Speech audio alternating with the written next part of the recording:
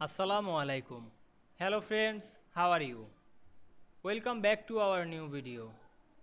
In this video, I am going to show you how to put text on a shape in Microsoft Word. Let's get started. At first, we have to open a Word document. Then we want to put text on a shape. Firstly, we insert a shape in this document. Go to the Insert menu and click Shapes option. Then we can see here many shapes. We select any shapes and draw it. Now I select the round and rectangle. Then draw it. Then we can see here we insert a shape. Now we write anything on our keyboard to put text on this shape.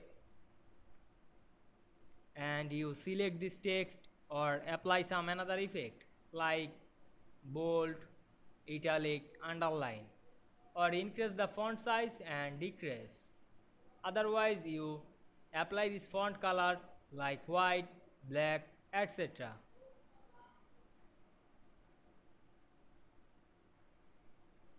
I hope you enjoyed the video. Please like, comment, share and subscribe my YouTube channel. Thanks for watching.